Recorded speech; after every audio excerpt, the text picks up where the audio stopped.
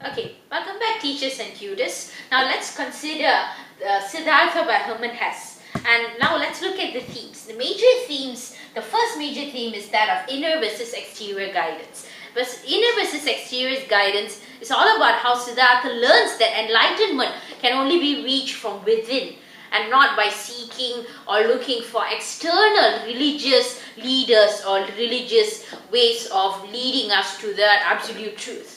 And external teachers cannot teach you enlightenment. And Siddhartha believes that enlightenment can only be sought by looking within. He tried the Brahmins, he tried the Samanas, he tried the Buddhists. But in each of these ways fails in reaching enlightenment through organized religious precepts and teachings. Therefore, he resorts to Kamala, the sensual, sexual world, and he resorts to Kamaswami in the commercial world, in the material world. But neither of these two aspects fail to bring him closer to enlightenment. Therefore, he leaves feeling dissatisfied. And then finally, he meets Vasudeva, the ferryman, whose beatific smile makes him be very impressed. So Siddhartha asks him, what is his greater truth? How does he feel this internal connection to the cosmos? And then Vasudeva tells him that he feels an internal connection to the river, who is enlightened and blissful. And then Siddhartha embarks on a journey to search for an understanding of Vasudeva and the river says. So the river reveals the complexity of existence through sound and image. And Siddhartha meditates on these revelations. In stark contrast, Govinda looks to external teachers for guidance on seeking enlightenment. And Siddhartha leads him to enlightenment. Siddhartha acts as a conduit for Govinda to reach enlightenment. Siddhartha asks Govinda to kiss his forehead, to enable Govinda to see the nature of existence in one instant. And Nirvana comes from within. Now that is the theme of inner versus exterior guidance, while Vasudeva teaches Siddhartha that you can only seek enlightenment through inner wisdom, but Govinda goes on thinking that exterior guidance can lead one to wisdom. But he is mistaken in this belief. Now let's consider the next theme of Siddhartha, which is wisdom of indirection. Siddhartha's tactics to seek enlightenment are more aggressive and deliberate. Ironically, a more indirect approach yields better results.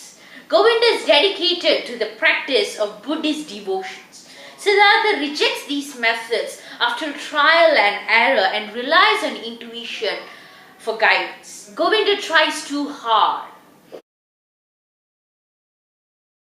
Welcome back teachers and tutors. Now let's continue with Siddhartha. Let's consider the motifs of Siddhartha. One of the first motifs of Siddhartha would be that of love. When we consider love, there are three different types of love that you have to consider.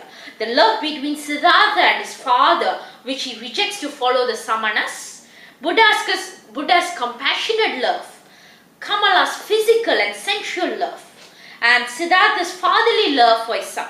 So basically these different types of love are illustrated in the novel, and it tests his wisdom for worldly attachments and desires.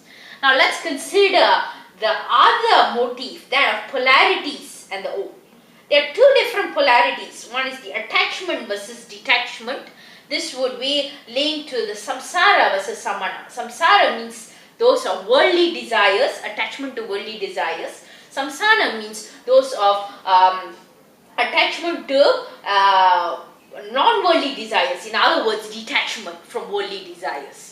So basically, Siddhartha's experimentation with Kamala and Kamaswami, with Kamala in the sensual and sexual world, and with Kamaswami in the spiritual, with Kamaswami in the commercial world, these types of experimentation on his part testify to his attachment to worldly desires. But on the other hand, Siddhartha's experimentation with the Samanas, with Buddha, and all these different, and the Brahmins testify to his experimentation in the spiritual world, which is that of detachment and samsana.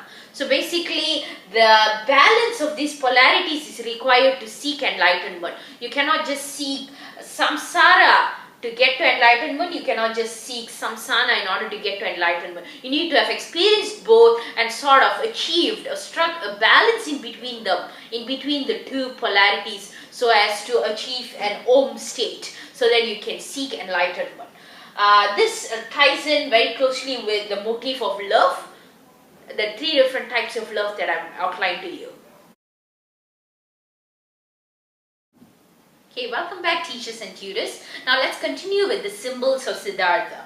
One of the main symbols of Siddhartha would be the river. The river provides knowledge without words. The water perpetually returns, suggesting the nature of time. And then we have the ferryman's smile.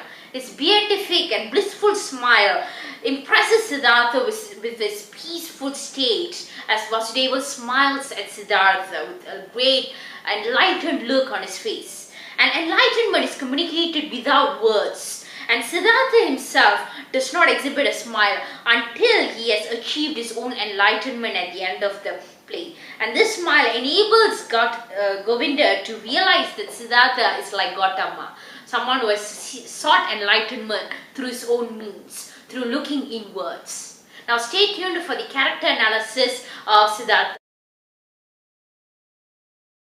Okay, welcome back, teachers and tutors. Now let's consider the character analysis of Siddhartha. One of the main characters, one of the protagonists of this text is Siddhartha himself. Siddhartha has a Sanskrit origin for the meaning of the name, and it means he who is on the right path on his goal. And in other words, he who is on the proper road to reaching his spiritual goal. So Hess is not attempting to directly portray the life of Buddha himself through Siddhartha, but to use Siddhartha as a means of discussing a path to enlightenment. And then he's seeking enlightenment by rejecting external religious leaders or external religious dogmas. And he actually tries to seek this enlightenment through a balance of the polarities. He tries the samsara through indulging in worldly desires and worldly pursuits, such as through the sexual and sensual world as experienced with Kamala, and the commercial world as experienced with Kamaswami. But Siddhartha rejects these worldly pursuits in favor of the spiritual path, where he actually comes upon the river's revelation when he meets the ferryman Vasudeva, and then he contemplates on the river's philosophies.